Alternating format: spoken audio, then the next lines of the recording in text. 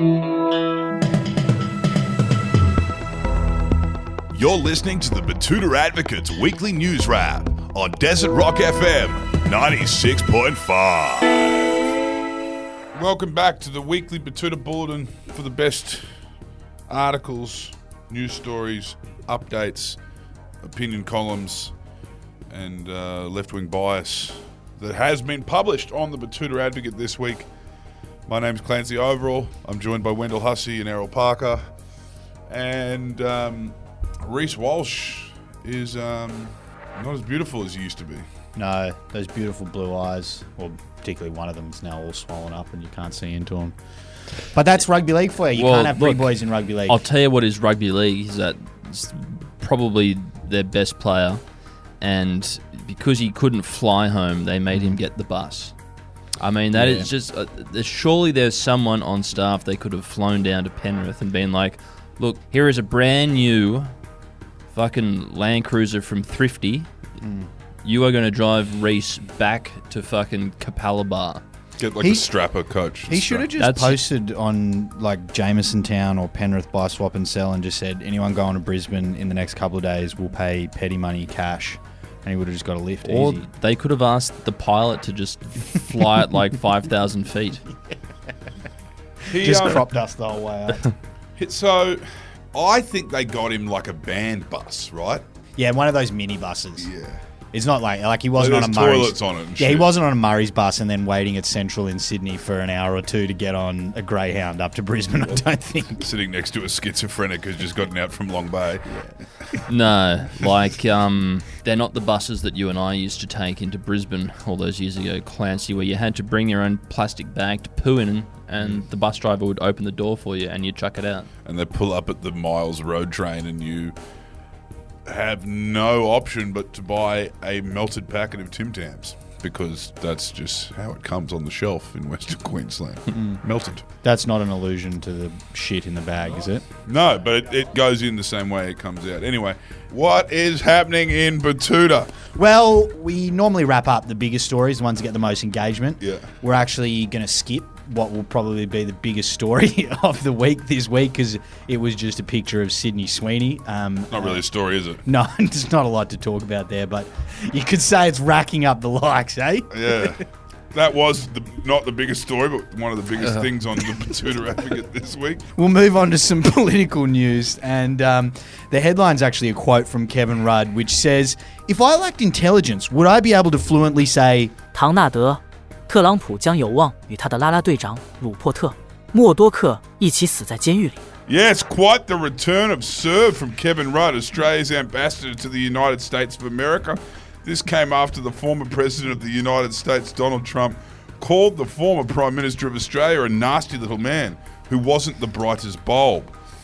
This obviously would have stung Rudd, who prides himself on his incredible intellect. Yes, he does. And after copping it in the media all day, Kevin fronted the cameras to offer up a verbal backhand down the line, insinuating that if Donald Trump keeps his shit up, he's going to get his boy Albo to call for both Donald and his mate Rupert to be locked up.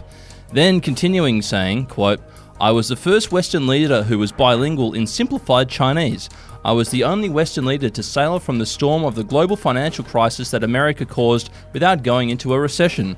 And once again, I can speak Chinese, one of the hardest Asian languages. Mr. Trump would struggle with Spanish, and it's spoken by 42 million of his own citizens." Yes, he's very clever, Kevin. You just have to ask him to find that out.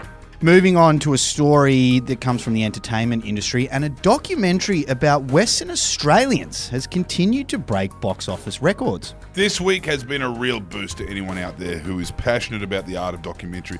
That's because a small independent production by the name of June Part 2 is maintaining the #1 spot on the nation's box office charts with its captivating story about the plight of the Sand People of the West. The story follows multiple wealthy families warring over the stewardship of the desert and control of the WA resource sector. The film explores the themes of land dispossession, ecological destruction, and the human suffering at the hands of the bloated totalitarian mining dynasties. Yes, as Betoota film critic Alexi Toliopoulos said, not since Bra Boys, 2007, has the documentary captured the attention of the nation. Its exploration of tribalism, violence, and family power structures is astounding filmmaking. I'm giving June Part 2 5 stars. Hopefully it will put WA back on the map. And Alexi has a brand new podcast out with us at the moment, The Last Video Store. He speaks to many notable people from the industry about films and all that sort of stuff. It's a very good listen. This week it's Tony Armstrong. Yes. Tony Armstrong, the heartthrob from Melbourne. God, he's a hunk, isn't he? The Victorian leg tennis player. Turn over Tony. Now, moving on to hopefully our last Fred Again story for quite some time. The man's departure from Australia has forced Yuppie from Sydney to return to her previous personality of Chili Margs and Barada. Yes, Clancy, a recent convert to the world of electronic dance music, or EDM, has found herself feeling a little lost this week after popular English DJ Fred Again finally left Australia to continue his surprise pop events tour in New Zealand. Because of this, young Sydney woman Casey Jarvis, who lives in the Bondi Bubble, said that dancing in the rain to Jungle has now become one of her top 5 life moments, or core memories, as the kids say. But she's now not quite so sure of herself. She's not very sure what to do with herself ever since Fred Again left. So it's time for her to go back to her original loves and, you know, most publicised elements of her personality, which is eating burrata and drinking spicy margaritas. Yas Queen, slay.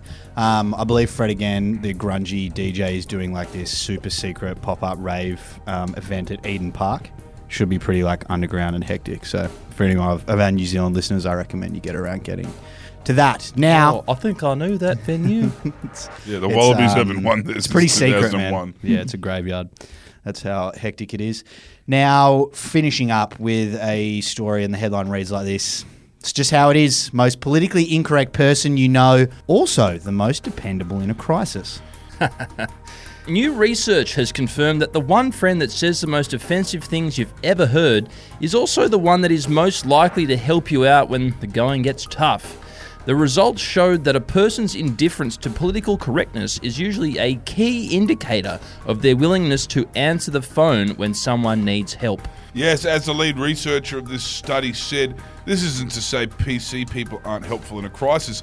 It's just politically incorrect people are more committed to supporting people through their actions as opposed to words. They are also more likely to intervene in situations where someone might be in harm's way, situations including conflict, violence, or motor vehicle disputes. They act faster than most because they don't care about what would be the most diplomatic or sensitive way to act. And, you know, one example they gave was, if your kid doesn't come home from school on time, who are you going to ask for help? Are you going to ask your neighbour with blue hair with a fucking Zali Steggall poster? Or are you going to ask the neighbour on the other side of the block who doesn't know the difference between Chinese and Filipino? I think I know which would be most helpful. I reckon I'd just call the cops. Would you ask both? No, you wouldn't ask both. Okay. Because they don't work well together. What about another hypothetical, Clancy? What if a big gum tree blows over and lands on your house during a storm? Mm-hmm. Do you call the teal or do you call the mouth-breathing Queensland Conservative? Absolutely the latter, because he obviously owns the power tools that's going to help get you out of the bed when you've been trapped underneath. Are you saying that lefties don't use power tools? I'm saying they use the battery-powered ones. Ring. Lefties have very The expensive CMFEU's calling. They've got them. They just don't know how to use them. I reframe this. I'm going to ask my industrial left neighbour to help me. Your catters. Yeah, or just full-blown union members / borderline snow on the boots communists. The last person I'd call if a tree fell on my house would be Bob Catter. No, you wouldn't call Bob. You'd call Robbie. I'd call Robbie, and he would call the SES. You got me out of bed for this. Well, Jesus let's hope no Christ. trees fall on anyone's houses. That's it for the week. That's all I've got for you. Anything else to add? Well, I'm off to spend the weekend playing The Sims. That's what I'm doing. No, you're not. You're the last weekend at Pink. He's up to Townsville. I'm learning Simlish at the moment. Well, the thing about Sims is... Aruba Tag. Aruba. Ashkanuba.